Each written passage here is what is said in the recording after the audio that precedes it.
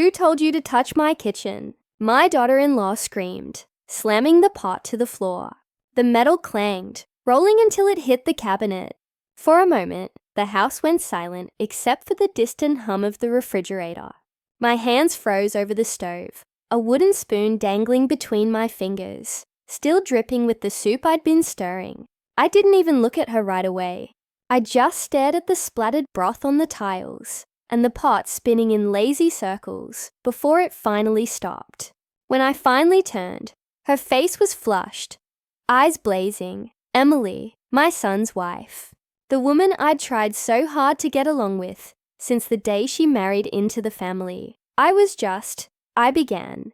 But she cut me off, stepping closer. Just what? Taking over again? Acting like this is your house? Her voice trembled, not with fear, but with anger that had been building for months.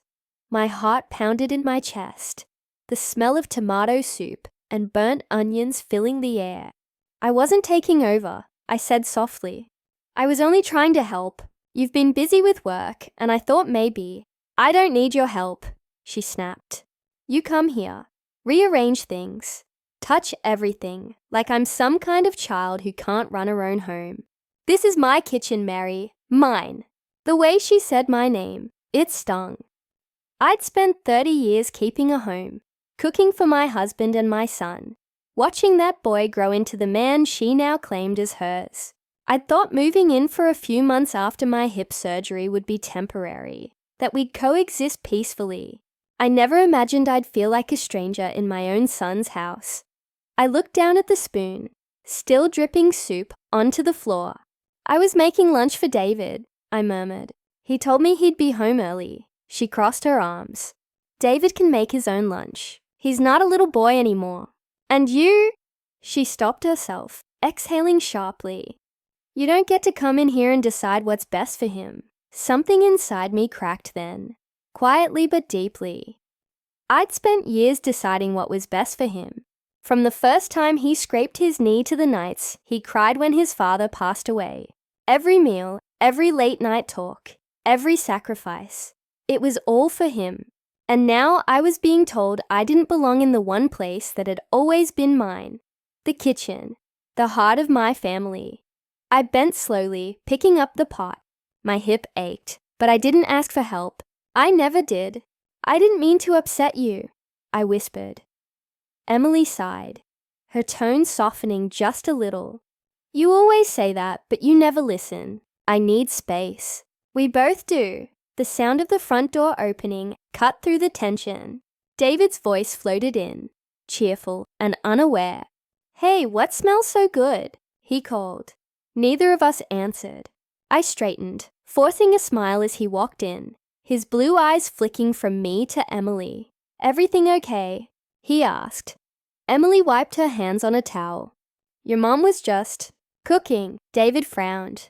That's not a crime, is it? She looked at him like she wanted to say more, but held it in. I just don't like people in my kitchen, she muttered. His brow furrowed. It's our kitchen, Em. Mom's staying with us. It's fine. I wanted to stop him, to tell him not to take sides, but it was too late. Emily turned away, opening a cabinet just to slam it shut again. Forget it. I'm going upstairs. The sound of her footsteps faded, leaving behind a silence so thick I could almost taste it. David sighed. She's been stressed. Work's been rough, and having another person here. He rubbed the back of his neck. I know it's not easy for you either, I nodded, pretending to understand. She's a good woman, I said. She loves you. He smiled faintly. She does. And she appreciates you, even if she doesn't always show it. But she didn't. And I wasn't sure she ever would. That night, after dinner, which Emily refused to eat, I sat in the guest room staring at the moonlight creeping through the blinds. The house was quiet, except for the occasional creak of the floorboards. I could hear them talking in the next room, muffled voices, a door closing. I didn't want to eavesdrop, but their words drifted through the air vents. She's not your responsibility anymore, David, Emily said. You promised this was temporary. I know, he said softly. Her surgery just took longer to heal. She's walking fine. She's cooking, cleaning, organizing everything like she lives here. I feel like a guest in my own house. There was a pause. She has nowhere else to go right now, David said. Just give her time. I swallowed hard, tears stinging my eyes. I hadn't realized I'd become a burden. I'd spent my whole life being useful, caring, doing, fixing. And now, my presence was a problem. The next morning, I woke early. The house was still dark. I moved quietly, packing my clothes into the small suitcase I'd brought. My hip ached again, but I ignored it. By the time the sun rose, I was in the kitchen one last time, wiping the counters I'd cleaned 100 times before. Emily walked in, her hair messy, eyes tired. She stopped when she saw the suitcase by the door. "What are you doing?" "I'm leaving," I said simply. "You were right. I've overstayed." Her face softened for a moment. "You don't have to." "Yes, I do." I smiled faintly. "You should have your space. I should have mine." She hesitated, guilt flickering across her face. "I didn't mean to. I know." I cut her off gently. But sometimes meaning well doesn't make things right. David came down the stairs just then, confusion spreading across his face when he saw my bags. "Mom, what's going on?" I forced a steady voice. "I'm going to stay with your Aunt Carol for a while." He shook his head. "You don't have to." "I do," I said again, softly but firmly.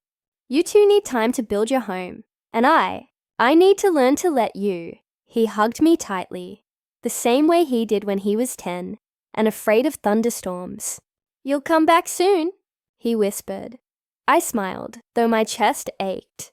"Maybe for dinner, but next time I'll wait to be invited." Emily stood nearby, silent. When I turned to leave, she spoke, her voice quieter than I'd ever heard it.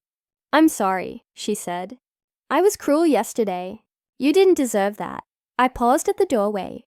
We both said things we didn't mean. Maybe one day, we'll figure out how to share a kitchen. Her lips trembled into a weak smile. I'd like that. Weeks passed before I saw them again. Life at Carol's was quiet, peaceful even, though I missed the chaos of family. David called often, his voice full of warmth. But I could hear Emily in the background too, sometimes laughing, sometimes silent. One Sunday they came to visit. Emily carried a basket of groceries, smiling nervously. "Thought maybe we could cook together," she said. I blinked in surprise. "Together?" She nodded. "Your soup recipe. David's been craving it." For a second, I didn't know what to say. The memory of that broken pot still lingered somewhere deep inside me. But so did the sound of forgiveness in her voice. So we cooked. We chopped, stirred, spilled flour, and laughed when David tried to sneak a taste. It wasn't perfect. Nothing ever was. But it was real. And as the smell of simmering tomato soup filled the house again, I realized that sometimes the heart of a family isn't about who owns the kitchen. It's about who's willing to share it. When Emily reached over to taste the broth, she smiled. "You were right," she said. "It's better when you make it." I laughed softly. "It's better when we make it together." For the first time in a long while, I felt at home, not because of the walls or the stove or the recipe, but because the people standing beside me had finally made room for me in their hearts. And that, I thought, was a kitchen worth cooking in.